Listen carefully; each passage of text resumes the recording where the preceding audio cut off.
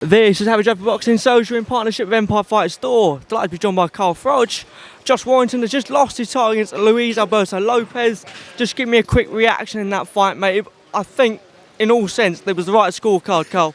Well, what, is that your opinion? Yeah, my opinion, yeah. I'll give it my opinion. Well, I think the general consensus is that that Lopez won the fight. Yeah.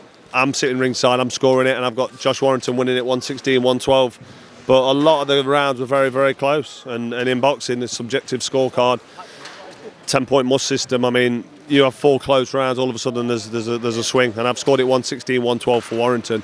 And 3 or 4 of them rounds could have gone the other way, depending on how you were seeing it. I was seeing it for the aggressor, for the champion, for the guy that was in there, that wanted to be in there. The one that finished strong for me was Warrington. Lopez was bitching and moaning towards the end, complaining. I don't know what that was when he's moaning about the dead leg or the punch in the arse. I don't like to see that. He's challenging for a world title.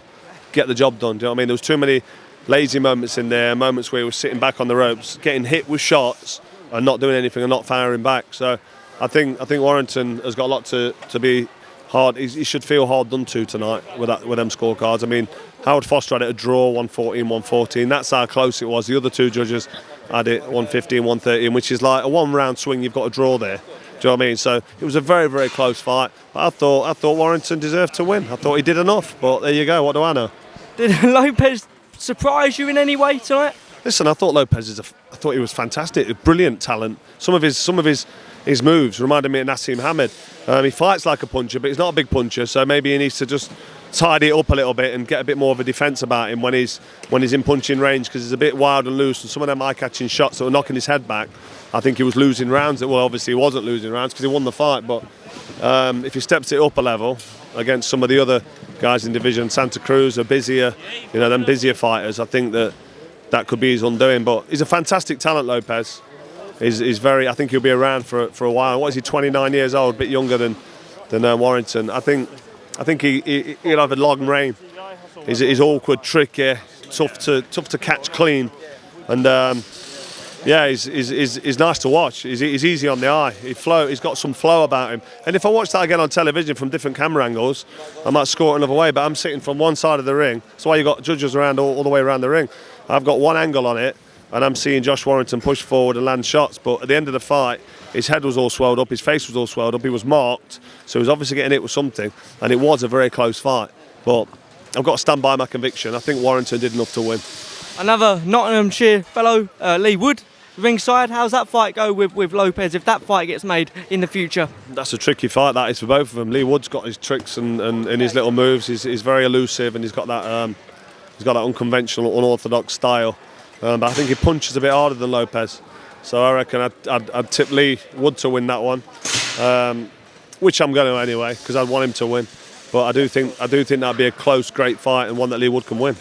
I would know it's hard to say, but where does Warrington go from here? Obviously, he's getting on a bit. Where does he go from this fight? I don't know. No one's going to want to give him a mandatory, because they know if Warrington comes, he's going to be rough, tough, heavy, could get head-butted, could get cut, and they're going to have to be on their A game. And what's he bringing to the party? He ain't got a title anymore. So unfortunately for Josh Warrington, I think he's going to have to rebuild, go back to the drawing board.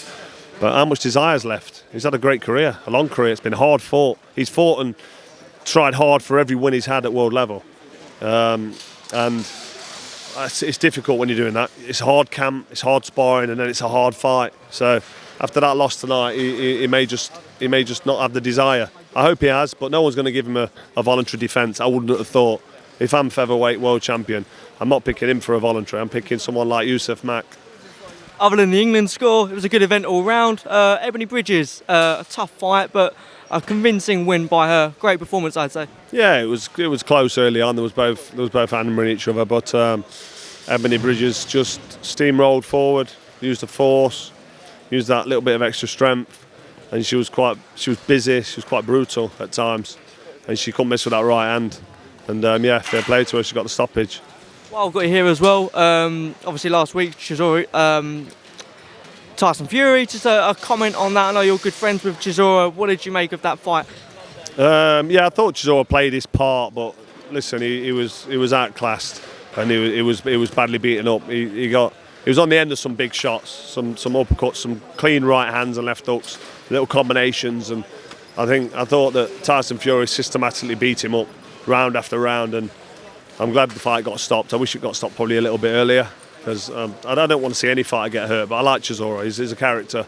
He's a likeable bloke. He's got 2 young kiddies walking in with him, and being a father myself, I just think about the health and think about the future of these fighters. And I'm glad he's had a payday, but I just wish he didn't take so many bloody punches, because he got hit with some hurtful looking punches and his head was all swelled up after that fight. So hopefully he's okay. But more sincerely than that, I hope he retires. I really hope he does. Well, congratulations as well. Inducted to the Hall of Fame, mate. Long time coming in many people's eyes. How does that feel? It must be, I don't know, a bit surreal perhaps. How does it feel to interview a Hall of Famer? That's a good question. You put it straight back on me. I tell you what, how am I getting on? Bit nervous, bit shaky. Think it's going all right? Have you ever interviewed a Hall of Famer before? No, I don't think I have. No. So this is a first on me. How does it feel? Is it your first interview as a Hall of Famer? Probably not. Well, you just joined the queue, hadn't you? Was your third in line? So you know I've just done a couple of interviews. Oh, come on, don't do me like that. Come on. I've just finished working for the BBC. Listen, it feels great. It's nice to summarise. To be given that accolade, that honour of being a Hall of Famer it's like a rubber stamp. It's a seal of approval on what I think was a fantastic career, but now it's been confirmed, because to be inducted into the class of 2023. So next year, I'll get my hand cast in concrete. It will go up on the wall of the Hall of Fame alongside all them amazing legends of the division from the last however many years. I mean, it's surreal. It's amazing, but like I said, it's certification on what a great career I had, and I'm humbled. I really am. As I've got a Hall of Famer here as well, reflection on the year. What's your fight of the year, Carl? It's got to be Lee Wood against Conlan, because that fight was great. That was such a good fight, and I thought he was going to lose. He probably would have lost just on points. Maybe, I don't know, with a knockdown it would have been close, but that was one hell of a comeback win in Nottingham, and I was there sitting ringside commentating on it, and I've not been that excited. There've been some good fights, but for me that's the one. Knockout of the year got to be the same, has it? Knockout of the year, I mean, yeah, that was a bad knockout, wasn't it? Out of the ring, gone. He'll be back though, Conlan, he'll be back.